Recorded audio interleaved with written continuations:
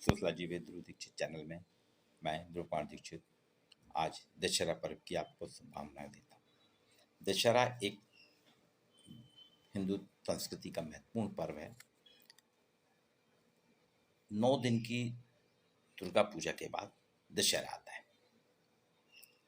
ऐसी कहानी है कि रामचंद्र जी ने विजय प्राप्त की थी दशहरे के दिन, और 9 दिन दुर्गा पूजा पूरे विश्व में एकमात्र ही पर्व है जिसमें गरीब अमीर जाति धर्म का कोई भेदभाव नहीं रहता। पूरा शहर गांव देहात 9 दिन देवी माँ के अलग अलग 9 रूपों की भक्ति में तन मन धन श्रम से तल्लीन हो जाता है। कुछ जगह से फेस्टिवल ऑफ फ्लावर कहते हैं, तो कहीं फेस्टिवल ऑफ फेथ कहते हैं, तो कहीं फेस्टिवल ऑफ जॉय कहते हैं, कहीं फेस्टिवल ऑफ बिगनिंग कहते हैं, कहीं फेस्टिवल ऑफ डांस कहते हैं। और अब तो ये फेस्टिवल ऑफ मार्केट बन गया है। सर्वाधिक कपड़ों, लग्जरी उत्पादों, मकान की खरीदी, 4 व्हीलर 2 व्हीलर की खरीदी, ये सारी जबरदस्त खरीद फरोख्त पूरे देश में होती है। 9 दिन ऊर्जा का प्रवाह जो भक्ति के रूप में होता है, उसके साथ साथ बिजली पेट्रोल की खपत के रूप में भी जितना ऊर्जा यहाँ बहती है उतनी अन्य पर्वों में नहीं बहती। एक ऐसा पर्व है जो सभी को उत्साह उमंग मौज मस्ती में समाहित कर लेता है। ऐसा कथाएं हैं कि कैलाश पर्वत से देवी दुर्गा अपने बच्चों के साथ मैदानी भाग अर्थात अपने मायके आती हैं, और इसलिए उनके स्वागत में पूरे उत्तर भारत से लेकर दक्षिण भारत तक देवी पूजा की जाती है। आज हम देख ही रहे हैं कि दिल्ली पंजाब में 9 दिन का रात्रि जागरण होता है जिसे रथ जगा कहते हैं। बिहार में भी दुर्गा पूजा होती है, बंगाल में दुर्गा पूजा होती है, असम में दुर्गा पूजा होती है, तेलंगाना कर्नाटक में भी बथुकम्मा के नाम से पूजा होती है। तमिलनाडु में इसकी पूजा जो है बम्बई कोलू के नाम से की जाती है। मध्य प्रदेश में भी दुर्गा पूजा होती है। उत्तर भारत में कुंवारी कन्याओं को भोजन करा के करते हैं, तो कहीं भी ऐसा नहीं है।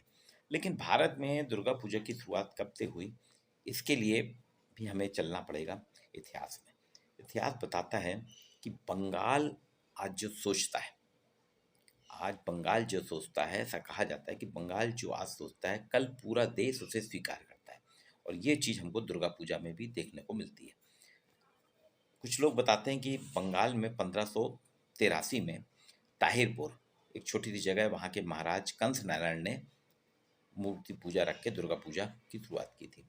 इसके बाद बंगाल में 1757 में जब प्लासी का युद्ध हुआ था जिसमें अंग्रेजों की जीत हुई थी, उसके बाद से दुर्गा पूजा की जा रही है। और 1790 में हुगली में 12 ब्राह्मणों ने दुर्गा पूजा की शुरुआत की, और आज तो दुर्गा पूजा जो बंगाल की है यूनेस्को ने भी विश्व विरासत का है, वर्ल्ड हेरिटेज के रूप में रखा है। जौलपुर में 1873 में बॉम्बे बनारस रेल लाइन डाली जा रही थी। उस समय अंग्रेजों ने यहाँ पे जो काम करने वाले श्रमिक थे लगाए थे, इंजीनियर श्रमिक, उसमें कुछ बंगाली भी थे। उन्होंने 1873 में शुरुआत की थी, यहाँ के श्रमिकों के साथ मिलकर दुर्गा पूजा की।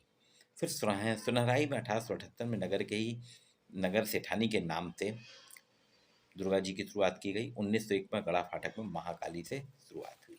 तो ये जबलपुर है, तो जबलपुर में भी एक लंबा इतिहास है दुर्गा पूजा का। और आज तो हम देख रहे हैं कि धीरे धीरे इतना है कि 9 दिन अलग अलग जगह अलग अलग प्रकार से होती है। जैसे तेलंगाना में इसे कहते हैं 9 दिन के फूलों की पूजा कहलाती है, फेस्टिवल ऑफ फ्लावर। इसे बथुकम्मा के नाम से जाना जाता है। बंगाल में महिलाएं लाल और सफ़ेद साड़ी पहन के दुर्गा पूजा करती हैं। उत्तर भारत में रावण के वध के बाद 9 दिन कन्या भोज के रूप में मनाया जाता है। गुजरात में गरबा नृत्य होता है। तमिलनाडु में बम्बई कोलू घरों के सामने मूर्तियां खिलौने रख के सजावट की जाती है। और दिल्ली पंजाब में रात्रि जागरण के रूप में की जाती है। जौलपुर शहर में हर साल लगभग 800 से 1000 दुर्गा प्रतिमाओं की स्थापना की जाती है, और 10वें दिनों से मां नर्मदा में या हनुमान ताल और में विसर्जित किया जाता है। इसमें लोगों की इतनी जबरदस्त भागी रहती है कि 10 दिन तक पूरे शहर में सड़क ही सड़क रहती, ट्रैफिक रेंगता है। बड़ी बड़ी दुकानों के साथ साथ फुटपाथ पे तीर कमान गदा खिलौने फल फूल फोटो सब कुछ बिकने लगते हैं। सब कुछ भी चीज़ें जो ना बिके, जगह जगह दुर्गा प्रतिमाओं द्वारा जो दुर्गा पूजा समितियां हैं वो 9 दिन के भंडारे करती हैं, इतने भंडारे होते हैं कि आदमी भरपेट खाने के बाद खा ही नहीं पाता, कहाँ जाए कहाँ नहीं खाए। अर्थात ये 9 दिन जबलपुर में ना तो कोई बेरोजगार रहता है, ना ही कोई भूखा रहता है। महिलाओं का सम्मान भी होता है, शक्ति में भक्ति का निर्बाध प्रवाह है, यहाँ पे चलता रहता है। प्रशासनिक चुस्ती भी हमको देखने को मिलती है, प्रशासन भी दुर्गा पूजा की लय में बन जाता है। जौनपुर का दशहरा जो है एक खास दशहरे तो आपने देखे हैं कई जगह है। मैसूर का दशहरा बस्तर का दशहरा प्रसिद्ध है, बंगाल का दशहरा प्रसिद्ध है, और उसके बाद जबलपुर का दशहरा मैं अमिट इसलिए बताता हूँ कि बस्तर और मैसूर का दशहरा राजसी तरह से महाराजा महाराजाओं के द्वारा किया जाता है, लेकिन जबलपुर का दशहरा जनमानस का दशहरा है, जन भागीदारी इसमें रहती है। अगर हम पर्व की बात करें, पर्व का अर्थ होता है आनंदपूर्ण उत्साह में भोज करना। समाजशास्त्रीय दृष्टि से अगर हम देखें, किसी निश्चित दिन या ऋतु में किसी निश्चित दिन या ऋतु में जब आनंद पूर्वक सामाजिक उत्सव किया जाता है तो उसे पर्व कहते हैं। इसमें देवी तत्व जुड़ने के कारण दुर्गा पूजा जो है मोक्ष प्राप्ति के माध्यम के रूप में प्रार्थना साधना के अनुष्ठान और उत्सव के रूप में मनाई जाती है। अधिकतर धर्म जो हमारे यहाँ देखे जाते हैं वे जादू के अटूट क्रम की परिधि में रहते हैं। इसमें पर्व जो है पवित्र होते हैं, इसमें पवित्रता की बात होती है, धार्मिक अनुभव होना एक सामाजिक अभिव्यक्ति है। दुर्खीम ने भी, प्रख्यात समाजशास्त्री दुर्खीम ने भी कहा था, ज्ञान की सीमा के परे जो चीज़ें हैं, तमाम किस्म के उनके बारे में उठने वाले जो सवालात हैं, उस मानवीय सामाजिक अनुभव का आधार होते हैं, जिसे हम धर्म कहते हैं। दुर्गा पूजा भी देखें तो वास्तव में जौनपुर में या अन्य जगहों में सामूहिक अस्मिता की अभिव्यक्ति का उपाय है और आंतरिक सामूहिक विभेदन और संघर्ष का मुद्दा है।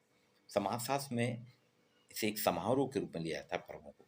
तो वास्तव में दुर्गा पूजा को समाजशास्त्रीय दृष्टिकोण से देखें, एक समारोह है, एक सांस्कृतिक विशेषता है, एक संस्था है, सामाजिक गतिविधि है, एक सुरक्षित सामाजिक तंत्र के संचालन से संबंधित भूमिका पुंज का परिणाम है। इसलिए मैंने कहा था इसका समाजशास्त्रीय महत्व।